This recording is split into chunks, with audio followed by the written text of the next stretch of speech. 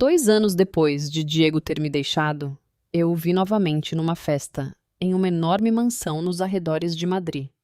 Ele chegou de braços dados com Beatriz, a mulher rica, que escolhera em meu lugar com ares de quem acredita ter finalmente alcançado o mundo com que sempre sonhou. Desci a escadaria principal com um vestido elegante, e todos os convidados me cumprimentaram com uma deferência que Diego não compreendeu de imediato. Ele não conseguia entender por que a mulher, a quem havia chamado de pobre inútil e sem futuro agora parecia ser a dona daquela casa. Beatriz também ficou surpresa ao ver os convidados se curvando para mim com um respeito que ela nunca havia recebido naquela mesma sala. Não senti nenhum prazer naquele momento.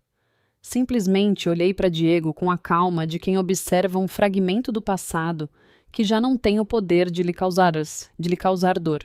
Para entender aquele momento, precisamos voltar aos primeiros anos do nosso casamento, quando eu morava em um pequeno apartamento alugado, e ainda acreditava sinceramente que o amor poderia se sustentar acima de qualquer carência material. Nos casamos jovens, quase sem nenhuma reserva financeira, num apartamento minúsculo perto de Valecas, com móveis de segunda mão e uma cozinha tão pequena que mal cabíamos nós dois ao mesmo tempo.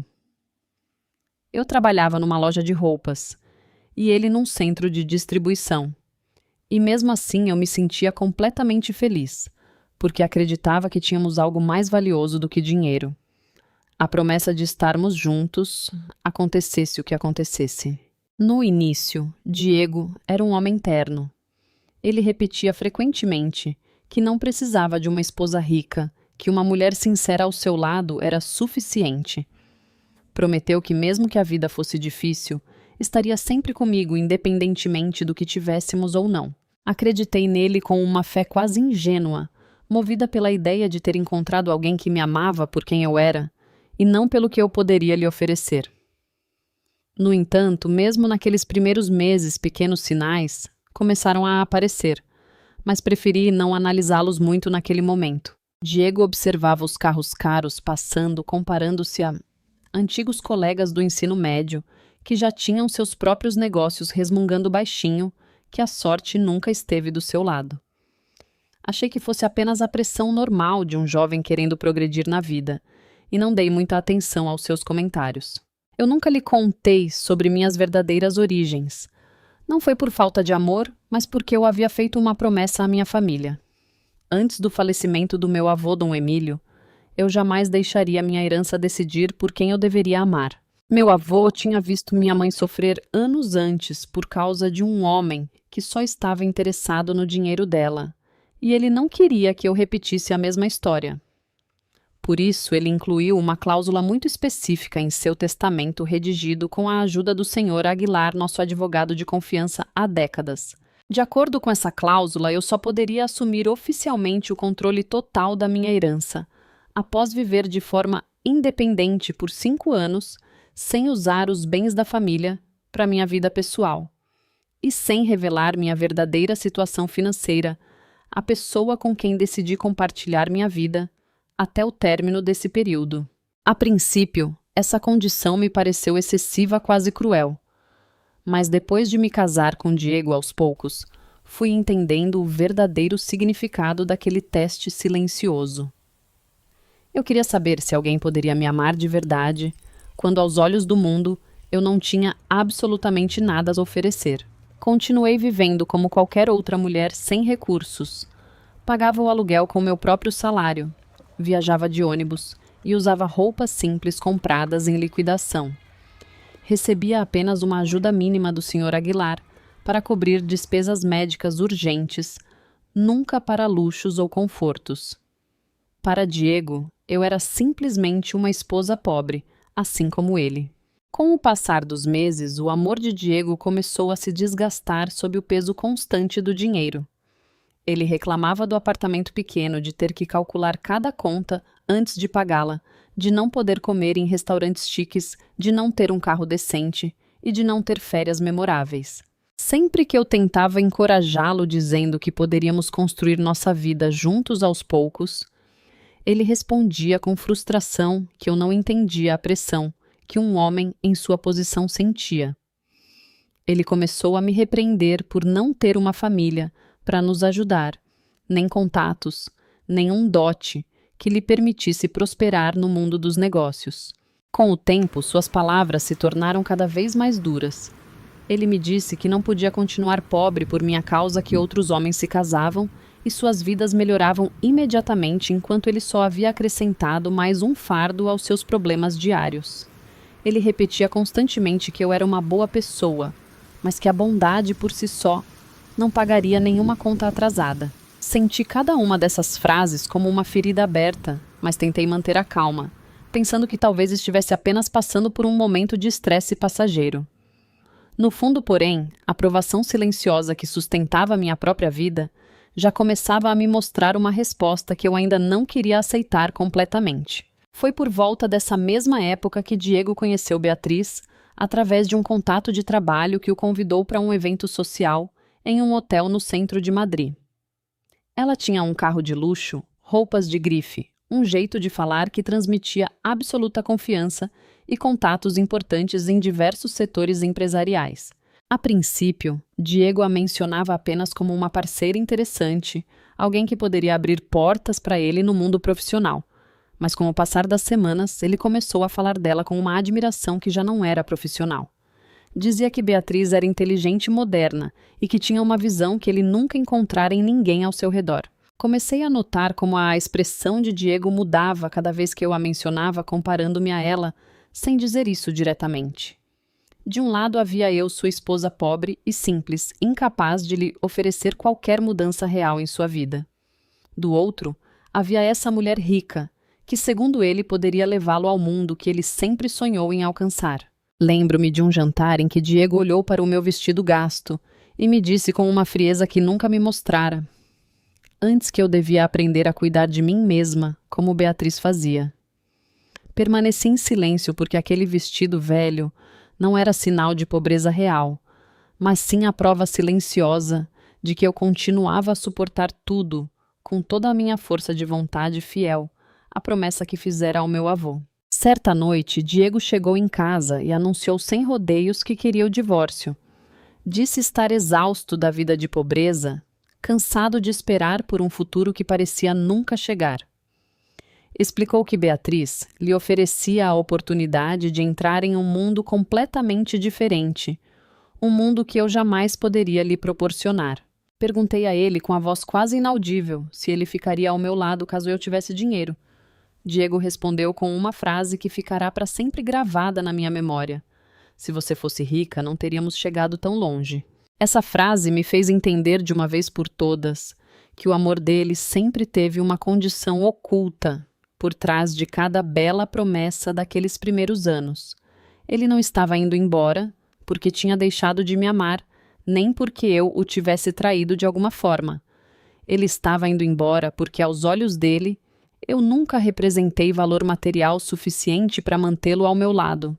Diego insistia que eu precisava ser mais realista, que o amor sozinho não sustentava ninguém, que a vida exigia decisões práticas em vez de sentimentais. Assinei os papéis do divórcio em absoluto silêncio, sem jamais revelar o segredo que guardei durante todos aqueles anos de casamento.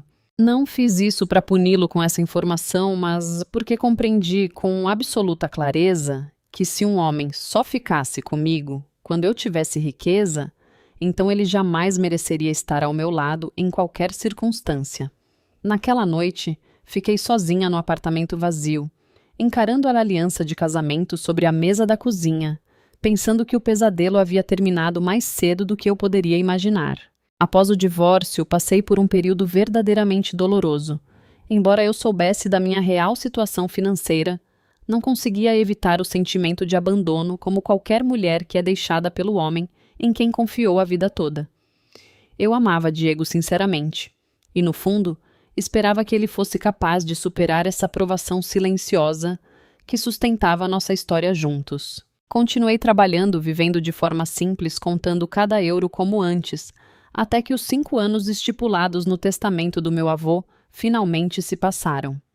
O Sr. Aguilar entrou em contato comigo para me informar que eu agora poderia assumir oficialmente a gestão completa da minha herança, incluindo propriedades, ações e a administração dos negócios da família. O momento em que assinei os documentos da herança não me pareceu uma simples vitória material. Foi um instante estranho, repleto de alívio e profunda tristeza. Diante de mim, jazia toda a herança que meu avô havia protegido com tanto cuidado, mas eu havia perdido a pessoa, com quem um dia sonhei compartilhar a vida inteira. Aos poucos comecei a transformar minha rotina diária. Mudei-me para uma casa maior, aprendi a administrar os negócios da família e assumi uma posição de liderança que nunca havia exercido antes. No entanto, fiz questão de não perder a humildade que cultivei durante aqueles anos de pobreza voluntária. O dinheiro não me mudou. Simplesmente me deu a oportunidade de finalmente viver de acordo com o meu verdadeiro valor. Aprendi também a me cercar de pessoas que me valorizavam pelo meu discernimento e meu esforço, não pelos números na minha conta bancária. O Sr. Aguilar tornou-se um apoio constante durante essa transição, orientando-me em todas as decisões importantes, sem jamais permitir que minha riqueza recém-adquirida apagasse os valores com os quais fui criada desde a infância. Entretanto, Diego acreditava ter finalmente conquistado a vida com que sempre sonhara. Aparecia ao lado de Beatriz em festas elegantes, dirigia carros de luxo que não eram totalmente seus e usava ternos caros pagos com o dinheiro dela. Pensava ter finalmente escapado para sempre da existência miserável que compartilhara comigo nos primeiros anos de nosso casamento. Contudo, com o passar dos meses, Diego começou a perceber que não era verdadeiramente respeitado naquele mundo de luxo que tanto almejava. No círculo de Beatriz, ele era apenas seu acompanhante, um homem dependente de sua fortuna e conexões sociais, sem nenhuma influência real própria nessa nova vida que afirmava ter conquistado. Beatriz o controlava pelo dinheiro, menosprezava suas origens humildes diante dos outros e constantemente o lembrava de que sem ela, ele não seria absolutamente nada naquele mundo. Essas palavras, de uma forma dolorosamente irônica, ecoavam as mesmas frases que ele me dissera certa vez, quando ainda morávamos juntos naquele pequeno apartamento em Valecas. Aos poucos, Diego começou a se lembrar da mulher que o amara quando ele não tinha absolutamente nada a oferecer ao mundo. Mas naquele momento ele ainda não conseguia imaginar a maior ironia de toda a sua história. A mulher que ele abandonara por considerá-la pobre era na realidade muito mais rica do que tudo aquilo a que ele agora se esforçava tanto para se agarrar. A noite da festa na casa aquela que deu início a esta história acabou sendo o momento exato em que toda a ironia foi finalmente revelada a Diego. Ele havia chegado de braços dados com Beatriz, convencido de que finalmente estava entrando no mundo ao qual sempre quisera pertencer, sem suspeitar de quem seria o anfitrião daquela noite. A princípio, ele pensou que eu fosse apenas mais uma convidada, talvez alguém próximo a um sócio importante da empresa que organizava o evento. Mas aos poucos ele começou a notar como os convidados se aproximavam de mim para me cumprimentar com uma deferência que eu nunca havia visto durante o nosso casamento. O Sr. Aguilar aproximou-se para me cumprimentar respeitosamente, seguido por vários parceiros importantes e alguns clientes influentes do setor imobiliário. Beatriz observava a cena com uma expressão que gradualmente passou de confusa para desconfortável, enquanto alguém comentava em voz alta que eu era a herdeira e principal acionista de um grande grupo empresarial. Diego ficou paralisado, completamente atônito, incapaz de compreender o que ouvia. Aproximei-me dele calmamente, sem qualquer gesto de triunfo ou escárnio, sabendo que aquele momento não precisava de gritos ou repreensões para ter o peso que merecia. Disse-lhe em voz serena que eu nunca fora pobre da maneira como ele sempre acreditara. Expliquei-lhe que durante todos aqueles anos eu vivia sob um teste estabelecido pelo meu avô Dom Emílio, antes de falecer, uma condição que exigia que eu provasse, sem a ajuda do dinheiro da família, quem seria capaz de me amar quando eu não tinha absolutamente nada material para oferecer em troca. Diego perguntou com a voz trêmula porque eu nunca lhe havia contado durante nosso casamento. Respondi que planejava revelar toda a verdade no dia em que o prazo combinado chegasse, na esperança de construir uma vida melhor juntos, a partir dessa base compartilhada. mas ele decidiu ir embora, antes que o julgamento chegasse ao seu fim natural.